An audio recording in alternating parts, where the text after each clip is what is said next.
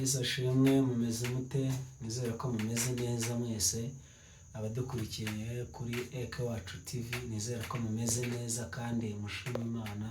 Turanezerewe rero kandi tunejejwe n'Imana mu mutima kubw'uyu munsi. Imana itwemereye kugira ngo tugaragare imbere yanyu, Imana ibihimbarizwe kandi Imana Data wa twese bahereza umugisha. Hanyuma rero murabona ko uyu munsi ntabwo ndi jyenyine, ndi kumwe n'umukozi w'Imana. Hanyuma benshi muramuzi, murabona ko nawe ameze neza, akomeye, ashima Imana. Hanyuma turakwakira mu izina rya Yesu Kristo. Amen.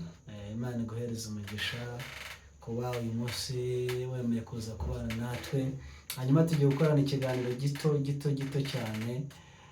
Hanyuma ibindi muzaba mugenda mutubaza, tugende tubasubiza, ariko twese icyo twifuza ni ukuzamuka cyangwa se tugatera intambwe mu buryo bw'umwuka, tukagira aho tuva ndetse tukagera n'aho tugera. Imana rero ibahereza umugisha. Hanyuma ndashaka ko tumubaza byibura nk'utubazo nka dutatu. Hanyuma mwese muramuzi, reka banza twibwire, hanyuma tuhite twanzika n'utubazo wenda nka dutatu abantu benshi dukunda kwibaza mu buzima bwa buri munsi. Ego murakoze, Imana ibaha umugisha kubadukurikiranye. Amazina yanjye nitwa Jean Paul Ndayisaba. Nishimiye kubana namwe, Imana iduhane umugisha. Amen. Imana iguha umugisha kandi gukomereza amaboko. Hanyuma abantu benshi bibaza ku makimbirane cyangwa se intonganya n'ihangana riba mu madini. Ugasanga umwe ati idini ryanjye rya Katolike niryo nemera, undi ugasanga ati idini ryanjye rya Isilamu niryo nemera, undi ugasanga ati jyewe abarokore ati niryo dini ry'ukuri ati nemera. Wowe bumva bimeze bite ku kibazo nk'iki ngiki cy'ihangana ry'amadini gikomeje no gufata intera ku buryo abantu banicana bakavutsanya ubuzima kubera ihangana ry'amadini? Ubyumva ute mu magambo make? Murakoze. Ukuntu mbyumva, ubundi idini ni aderese. Ntabwo idini ari ryo rizajyana umuntu mu ijuru. Biriya dupfa ngo gesengera aha gende wo kwa runaka, biriya ntabwo byagakwiye, nta nubwo ari ngombwa. Icyo twagakwiye kwitaho ni ukurinda imitima yacu kuruta uko twavuga ngo ngiye sengera aha, nawe sengera hariya.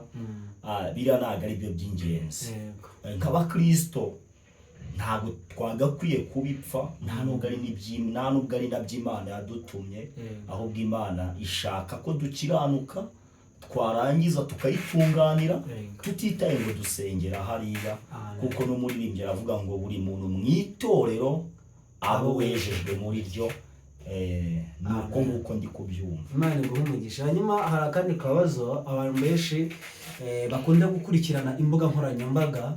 Kenshi mukunze kubona abantu benshi bakunze gupostinga, twagiye ku Gisenyi, twariye inkoko, njyewe na sheri wanjye twagiye muri honeymoon. Ugasanga abantu barimo baranywa amayoga, barimo barabati dore twanyweye amahenikeni, twanyweye inzoga zikomeye. Hanyuma ukareba ugasanga abantu muri iki gihe bahugiye mu byabo, cyangwa se abantu bari busy, bari mu bintu bitabafitiye umumaro, bari mu bintu bitari kubyara umusaruro cyangwa se inyungu. Mu by'ukuri ugasanga birimo birangiza abantu benshi, nk'aho abantu bagakwiye kuzana ibyubaka ahubwo bakazana ibintu nyine ubona bidasekeje cyangwa se bidashamaje, mu rwego kugira ngo ni ugutwika. Niko benshi bakunze kuvuga ngo ni ugutwika.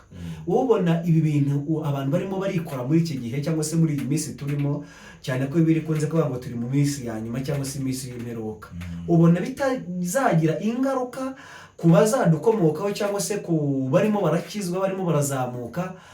Ugasanga umuntu yari umupasiteri, ugasanga bivuyemo agiye kujya gutwika nyine ku mbuga nkoranyambaga, akajya gusebanya no gutukana n'ibiki. Ese ubona bitazagira ingaruka ku bantu turimo turabwiriza ngo baze mu gakiza? Bitazabagiraho ingaruka babonye abo bashumba n'abapasiteri barimo baratwika ku mbuga nkoranyambaga, barimo baratukana basebanya? Ingaruka zirahari, kubera yuko buriya inyana ni iya mweru. Iyo ugiye bitewe buri umuntu wese cyangwa se amazi ayo ari yo yose agira isoko aturukamo. Niba isoko itobamwe n'ibiyisohokamo biba bitobamwe. Bivuze iki? Nkatwe bakuru cyangwa se n'abandi bantu bari kudukurikira uko byagenda kose, dukwiye kugerageza kubera ko inyuma yacu hari abandi bantu b'ejo hazaza. Uko bigenda bikurikirana ari uruhererekane, iyo dukoze imirimo myiza n'abadukurikiye nyine bakora imyiza, wakora ibibi nabo baza bakora ibibi. Urumva ingaruka zirahari, ahubwo zinakomeye. Ahubwo abasenga ni ugusenga cyane, kuko Pawulo niwe yabwiye Timoteyo, aramubwira ngo mumenye ko mu minsi y'imperuka hazabaho ibihe birushye. Abantu bazaba bikunda, bakunda imiya, ari ibyigenge. Urumva tugenda dutakaza ubumuntu, tukagenda dutakaza umwimerere, tukagenda dukora ibidakwiye n'indangagaciro za Gikristo. Yes, tukagenda tubitakaza, bigatuma n'abadukurikira bayoba. Ubwo impamvu nari mvuze ibyo ngibyo, nari mbivugiye ku bantu babiri tuzi bakomeye ku mbuga nkoranyambaga cyangwa se muri ibi bintu by'agakiza, witwa Pastor Claude na Pastor Mutesi. Mu minsi yatambutse barahanganye, bigira naho banatukana rwose, ku buryo byagizeho na ribu ibizamo ibiha agasopo irabihanangiriza. Uze ngo nimba abo twari tuzi ko bakomeye bagera kuri izi mbuga nyine nkoranyambaga, havuza ngo agatwiko n'ibiki byo gushaka views bigiye bitandukanye, bagatakaza umwimerere, ugasanga wari umurokore agakiza karambitse hasi, umugani ngo ukarambika hasi, ugasanga bagiye kujya gutukana n'intonganya. Hanyuma rero ukabona ni ikibazo gikomeye. Nkunganiyeho gatoya, muri ikintu cyo kuvuga ngo agakiza ukarambitse hasi, n'ubundi buriya ntako yarambitse. Ntabwo wakarambika hasi ngo bikure. Umuntu gabo umwegeze kuduha ubuhamya, atubwira uburyo ki hari umukobwa wari umudiyakoni aririmba muri korali, arangije ari kugenda muri kaburimbo, umuntu aramukandagira, amukandagiye ararakara bitewe n'ibyondo yari amusize. Aravuga ngo agakiza agiye kukarambika hasi ahangane nawe. Hirya yaho hari umusazi, arangije aramubwira ngo gate hasi karambike nk'itore. Yaramanutse ageze hepfo, yambutse imodoka iramukubitana, abarapfuye. Agakiza yamaze kukarambika hasi. Umusazi bwaki yajya gukizwa, yitoragurira agakiza, atavunikiye, ataruhiye, atagize gute, kubera ko nyine ahuye no w'umupfafa akakarambika hasi. Umusazi nawe yiyakiriye agakiza gutyo cyane rwose. Hanyuma rero hari amagambo nyine amwe ataba akwiye gukoreshwa, kubera ko ushobora kuyakoresha biravuga ngo akanwa kanyu ibyo katuye bishobora kubaho rwose pe. Nukarambika hasi nyine umugani ugahura niyo mpanuka bakakugonga ugapfa, ubwo nyine bo nta kundi. Hanyuma hari abantu benshi bakunze kwibaza ku ijambo ryitwa agakiza. Ubundi ijambo ryitwa agakiza ubundi bisobanuye iki, cyangwa se bivuze iki? Ubundi ijambo mu magambo make, ubundi agakiza ni iki? Kugira ngo n'abantu barimo barazamuka, abantu benshi dukunze kwigishwa igice. Umuntu ukayo kumva ngaraje ngo kuko ngo mbatijwe ngo ndakijijwe, mbese nyine abantu tugafata agakiza mu buryo butandukanye. Ubundi iyo tuvuze ijambo ryitwa agakiza bishatse kuvuga iki, cyangwa se bisobanuye iki? Ni ikihe gikorwa ubundi kiba kibaye ku muntu wakiriye agakiza? Ijambo agakiza njyumva muri ubu buryo. Ubundi agakiza hazamo ijambo gukizwa. Hakizwa umuntu wari urwaye bitewe n'ibyo ukijijwe. Ubundi iyo twakire Yesu nk'umwami n'umukiza mu bugingo bwacu, za ndahiro turahira, kijya gihe tuba tumwakiriye, tuba dukijijwe. Kuko hari mu ijambo dukoresha twavuga ngo uyu munsi turakijijwe, udukure mu gitabo cy'urupfu utwandike mu gitabo cy'ubugingo. Kirya gihe uba wakiriye agakiza. Noneho ariko hari ibintu, hari indangagaciro zizashimangira ku gakiza, ari byo bita kwera imbuto, gukora imirimo myiza, gufashanya, urukundo, ibyo ngibyo nibyo bizerekana agakiza ka buri muntu wese, nibyo bigashimangira. Nuko numva agakiza ni birebire, ariko hari indangagaciro z'agakiza. Icyambere, twari abasinzi, ntabwo tugisinda. Warasambanaga, ntabwo ugisambana. Waratukanaga, ntabwo ugitukana. Hari ibyo waretse ku bwako gakiza, warakijijwe. Rero nicyo bita agakiza. Ubwo bahita mbijyana muri esase ivuga ngo iyo umubyeyi atwite cyangwa se yamaze gusama inda, hari ibyo inda igutegeka, yego, hari n'ibyo inda ikubuza gukora, yego cyane. Rero ntekereza ko nyine nimba agakiza, iyo umuntu yamaze kwakira ako gakiza, Yesu yamaze gutura muri we, ntabwo aba akiyobora, ahubwo aba yabonye umuntu mushya umuyobora, akagira ibyo amutegeka, akagira n'ibyo amubuza. Agakiza rero numva nyine iyo wamaze kwakira uwo Yesu muri wowe, akubita amategeko ugomba kugenderaho. Yego, rero abantu benshi bitiranya ijambo ryitwa agakiza. Hanyuma hari ibindi bibazo byinshi abantu benshi bibaza, tugwije mu madini cyangwa se mu matorero. Ikibazo kimeze ukunguku, umuntu araza pe agakizwa ari mu rusengero, arimo arasenga, kuko wamureba ukabona arakijijwe, wamureba ukabona ko uwo muntu ukabona koko ari mu nzira nziza, ariko wagera hanze cyangwa se yava aho ngaho, ukabona ibyo akora bihabanye cyane n'ibyo yerekanaga ari imbere y'Imana. Rero dufite ibibazo pe, dufite ibibazo bikomeye. Uzasanga kenshi nk'umuntu aje imbere y'Imana yatuze yacinye igitenge kigera hano hasi, ariko iyo amaze gusohoka, akimara kugera hanze y'urusengero, cya gitenge yagikuye asanga yiyambariye akamini kagera hano.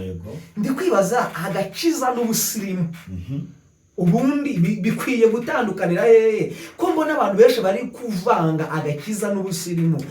Ugasanga umuntu yiyambariye hano ngo ntibigezweho, ugasanga umuntu yasokoje inzara zigera hano ngo ni ubusirimu, ugasanga umuntu yipfumuye hano mu mazuru, undi ugasanga amatwi yararangije, ugasanga umuntu make up n'iki.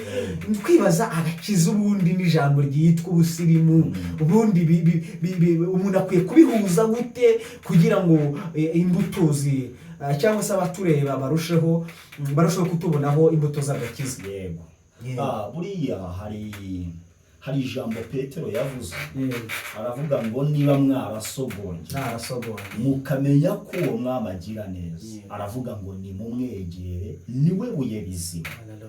Ubundi iyo wamaze gusogongera mu munezero w'agakiza, Pawulo niwe yavuze ngo iby'isi nabihinduye igihombo, mbitekereza ko ari amase. Ubundi ijambo amase cyangwa se amase, muzi ko inka, twese turi abanyarwanda tuzi inka itamase.